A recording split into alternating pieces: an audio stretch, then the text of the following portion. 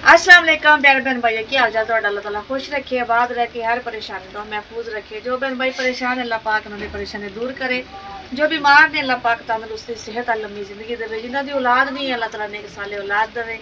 ऐसे नेक दुआ ने वीडियो कर दीजिए आगाज। और जी मैं बना लगी सी दोपहर का खाना। सुबह का माशाल्लाह काम शम कर लिया जी, कपड़े धोते हो धुप्प माशाल्लाह निकली सी। और यह देखो जी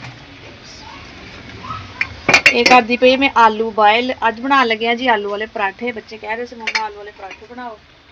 और इधर आलू बॉयल हो रहे हैं और माशाल्लाह जी मैं आटा भी गुन के रख लिया है, ताकि थोड़ी देर आटा भी नरम हो जाएगा। और बनाने हैं जी धनिया मंगवाया सी मैं, क्योंकि धनिया ना पराठे तो बहुत अच्छा लगता, हरे हरे ना पत्ते बहुत प्यारे लगते हैं। कपड़े धो के पाए ने, फिर धुप्प वगैरह इन्नी नहीं है तो हम ज़्यादा धोने तो है ना, बंदा की करे फिर ये पा छड्डे आप आहिस्ता आहिस्ता सुकते रहते हैं। और जी थोड़ी जी धुप्प है सहन के उत्थे बैठते और बनाने जी धनिया होने दे साढ़े आलू भी बॉयल हो जाए। मैं बैठ गई, देखो थोड़ी जी धुप्प आई है दीवार के नाल ही चल पाई तो और इतने बैठ गई है। मैं क्या थोड़ी देर तक इतने बैठ गई उम्र में लैके नाले बनाने जी धनिया। तो पहले कमरे में सी सुते हुए सी, हुणे उठिया है, पता लग गया कि मेरी मम्मा रोटी बना लगी है जी। और कुछ दीवार से पाए थे कपड़े, कुछ फिर तार से पाते या भी सुक जाएंगे, लेकिन 2-3 दिन लगनगे, आहिस्ता आहिस्ता सुक जाएंगे।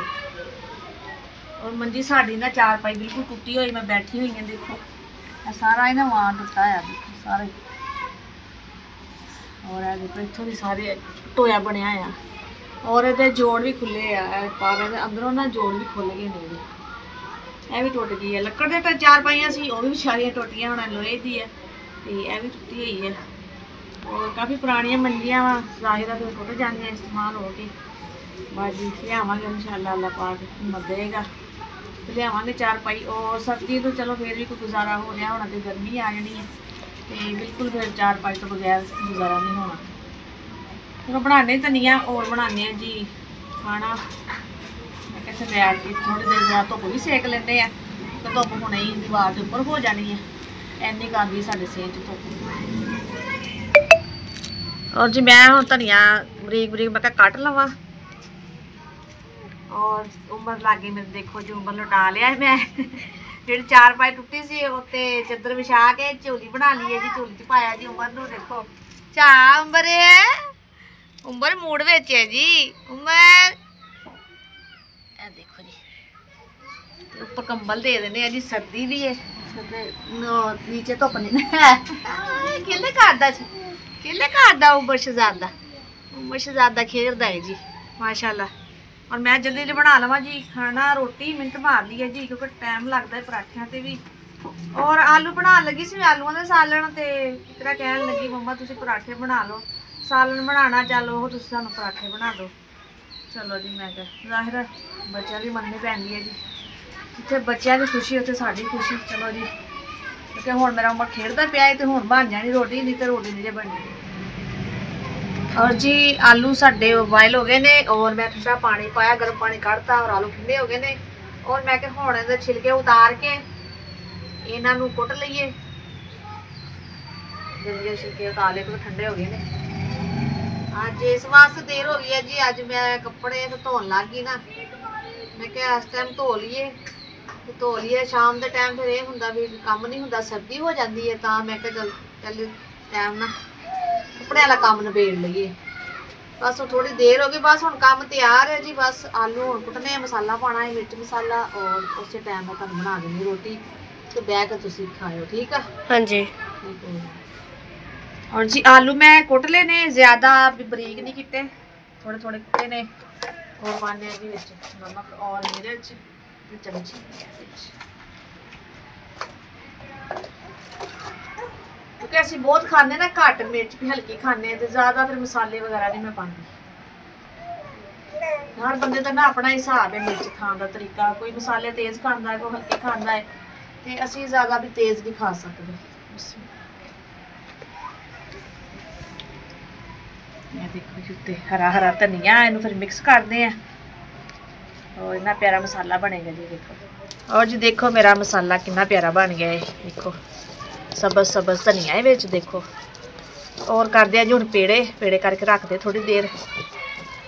देखो माशाल्लाह जी, हाँ तुसीं टिक्कियां बना लो बेसन ला के, भावें आलूआं च पा के पराठे बना लो। तैयार हो गया जी मेरा मसाला। और मैं हम मेरा पेड़े कर लवां, पहले इतों बर्तन वगैरह समेट लीए। और जी मैं बना रही हूँ छोटे छोटे पेड़े, देखो मैं बना के रख लाँगी ना, ये फिर थोड़ी देर नरम हो जाएंगे, फिर रोटी पकाने की आसानी हो जाएगी। और जो पहले पेड़े किए वो हो गए जी नरम, उन्होंने हुण वेल लैने।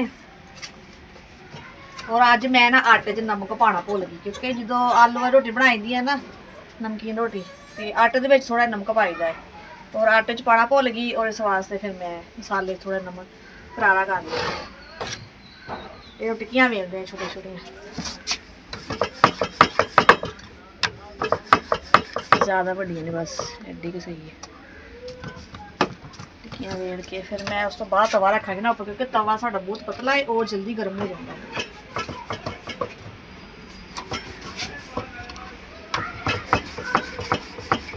इस लाने जी मसाला। और जी हुण मैं पा रही हूँ मसाला, है देखो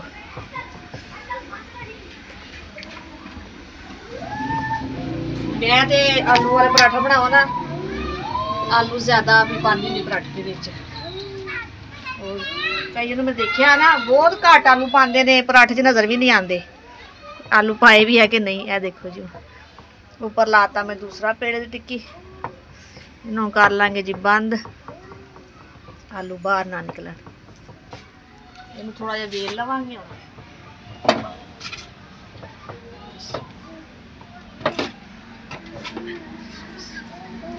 आटा हो गया ज़्यादा नरम, होने तो वेलन की जरूरत भी नहीं है, एवं बन जाएगी। बन गया जी